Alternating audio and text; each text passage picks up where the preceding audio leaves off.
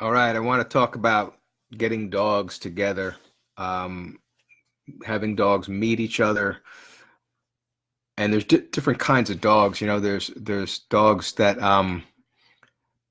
are just cool with all other dogs, and then there's dogs that need an introduction, and then there's the more rare dogs that just can't be with dogs. A lot of dogs, though, that are deemed to be aggressive to dogs, they just need an introduction and they need to be shown the way. Um, I saw a video. It was of an American bulldog, and it was having a problem with aggression. And the person got a new dog, and I think it was a Frenchie.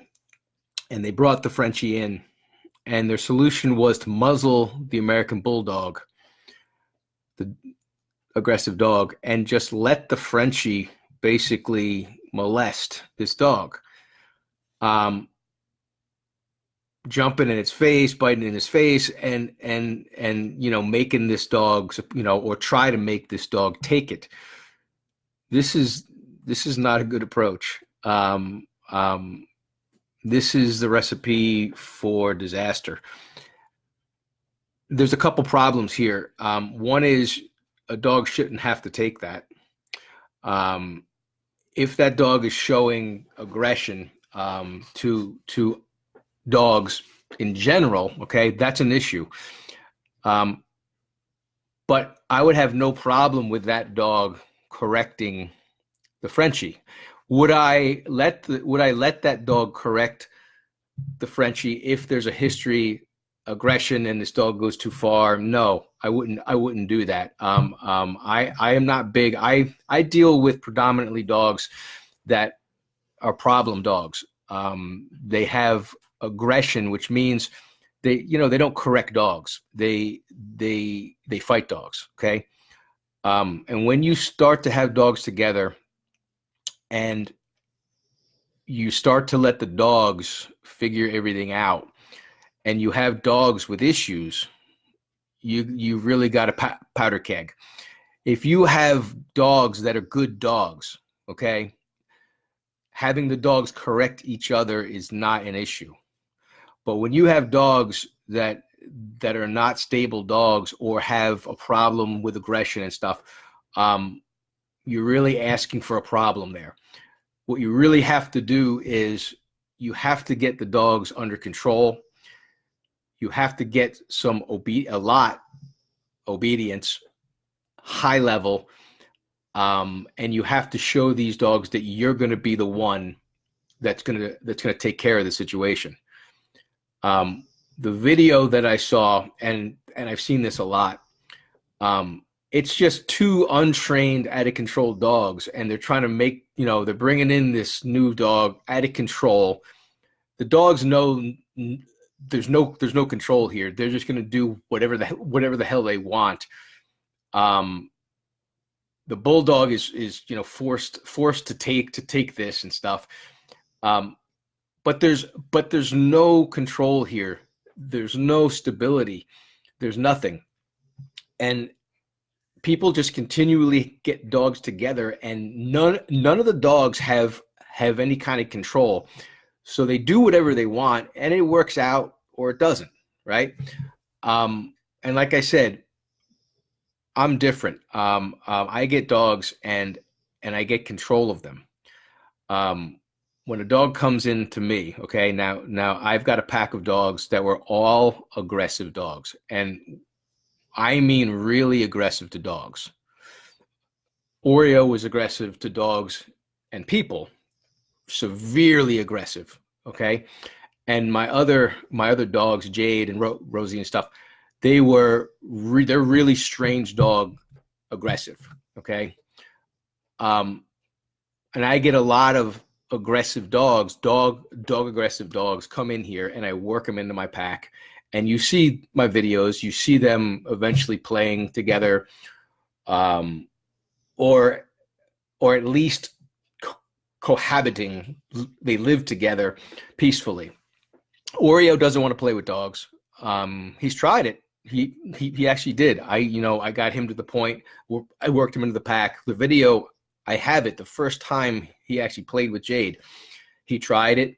He tried it twice, and then he's like, I don't like this play thing, and he doesn't play with the other dogs. He plays ball. He's here. He lays next to him and stuff. He doesn't like the interaction. Okay, and so that's my main point here. The other dogs, through the way I guided them, I helped the situation to get to the point where the other dogs all play with each other. They wrestle with each other. When I throw a ball, they all go for the ball and stuff. Oreo doesn't want any of that, so they don't bother him. They can be on the bed together. They're on a bed, right? This is bad. They're all on a bed. They're all on a couch. They don't bug him, okay? I showed Oreo the way out, too. The way out is, if you're in a situation that you don't like, you walk away. You look for me. I'll solve it. If I'm not there yet or whatever, you have the option to walk away. The option you do not have, if you have the option to walk away, is to bite. Oreo is an incredible example of a dog that I showed him the way out, and I showed him you have to take the way out, and he does. Plenty of times he's up on the couch, and the dogs will start to do their stuff, and they kind of spill into him, and he gets up, he looks at me, and he's like, I don't like this, and he walks away, and it's nice, really nice. I keep them from doing this kind of stuff a lot to him, just because he shouldn't always have to leave, right? But anyway, the video where they have the Frenchie molesting this dog, I mean, that's the opposite of that. That's going to go bad, right? That's just really, really bad situation. You can teach the dogs what dogs they can play with, what dogs they can play hard with, what dogs they can play with toys with, what dogs they can't. I just brought in a dog, Daisy. She's a Doberman mix. I think she's all Doberman, they said, but she doesn't look that way to me. Anyway, she's about 7 months old now, and she's friendly with dogs. She loves other dogs. She's afraid in the beginning. She was not around dogs. So when they first interact, she has a little bit of fear, but she's friendly as hell. But energetic, and will just go into their face and bite them in the face. Like, hey, I love you, boom, and bite pretty hard, because she was never taught and allowed to do this. Her owners, she did that too, drew blood on them, okay?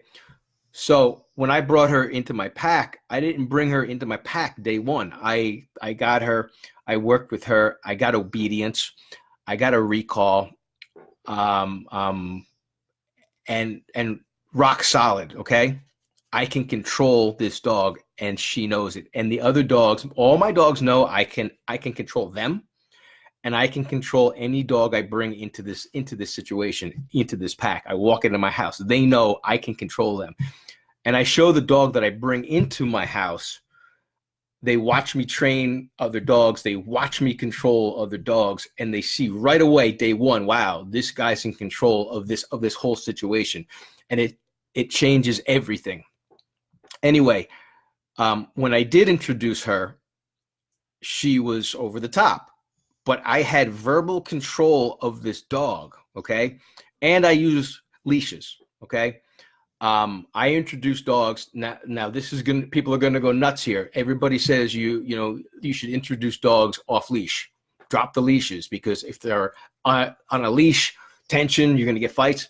I introduce all dogs on leashes, and I've done this for decades. Decades. Aggressive dogs that would absolutely fight if I dropped the leash, but I know how to control the time, space, and distance. Obedience is there. They're leash trained, and I have a measure of control so that I introduce them on a leash, and I can do things when they're on a leash that I can't do off of the leash.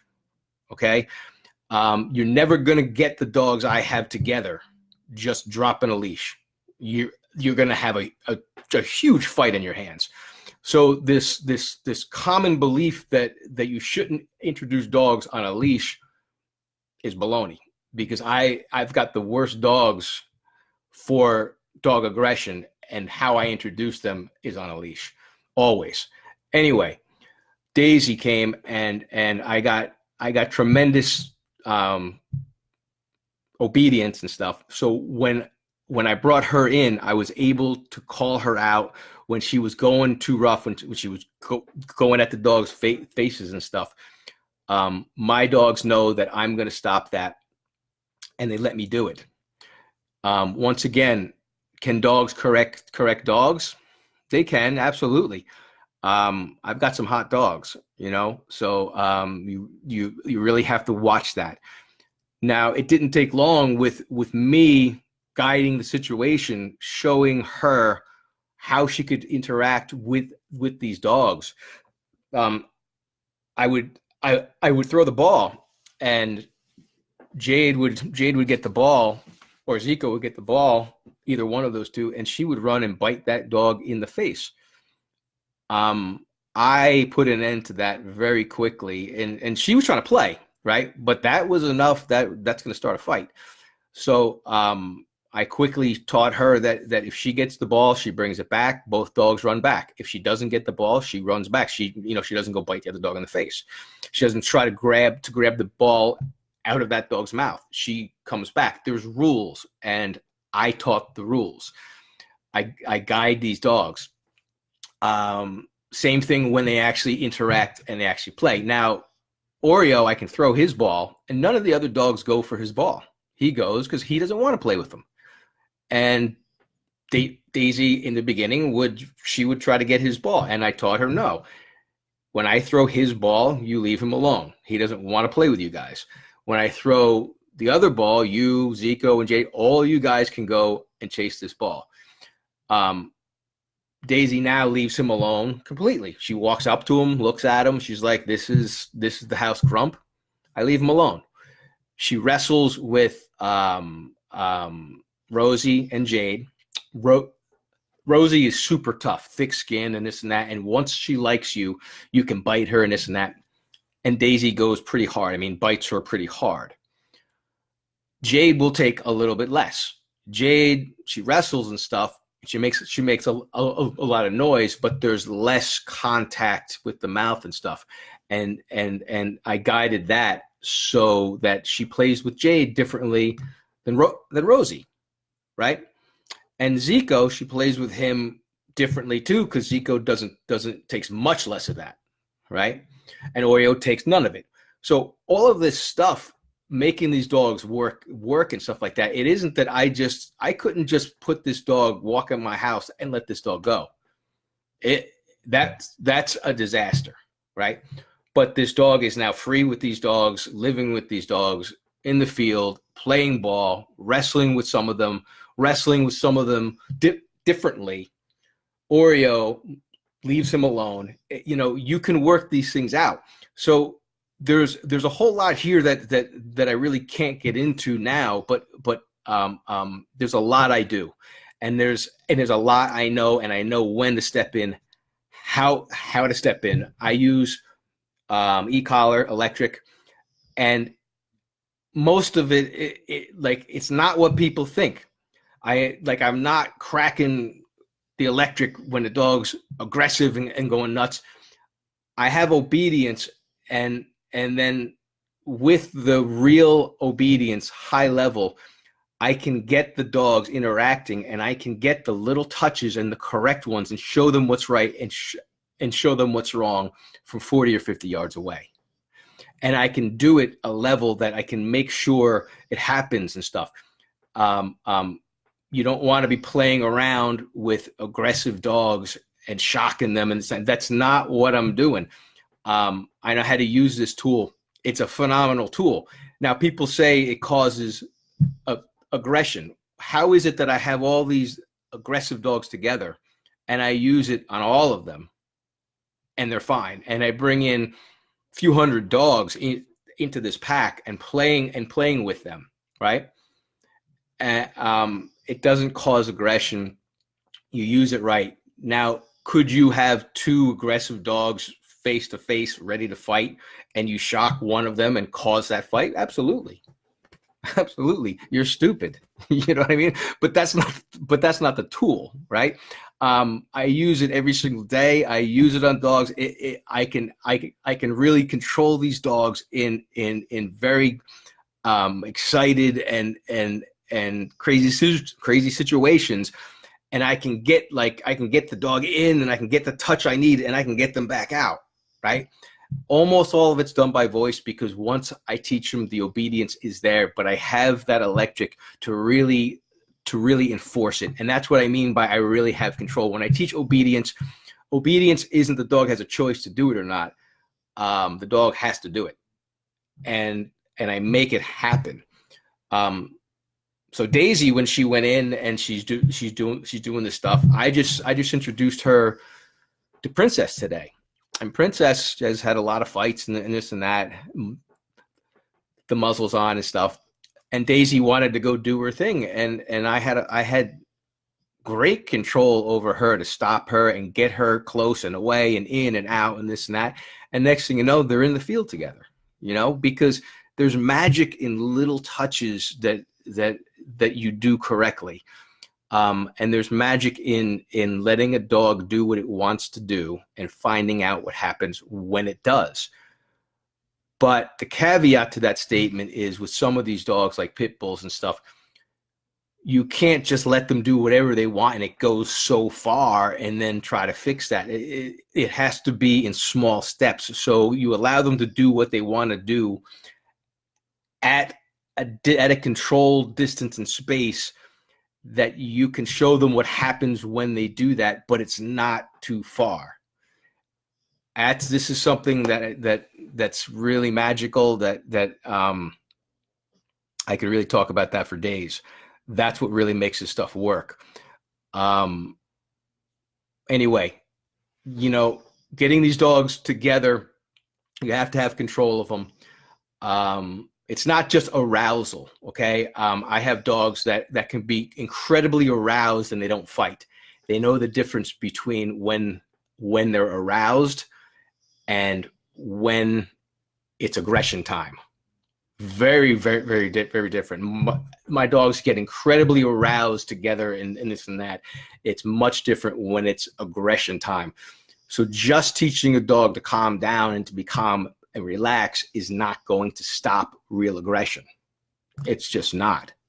Rosie, man, she's like a sloth. She'll be just super calm and this and that. But when it's go time and she needs to go, she'll go from Slothville to boom to go at another dog like you wouldn't believe. It's just not about teaching a dog calm down. It's about teaching dogs right from wrong and having some kind of control. I hope this makes sense. I could talk about this a lot. I get a lot of dogs together. People just cannot get together. And, you know, you have to have control of every dog there, and you have to do it in steps. This isn't a free for all.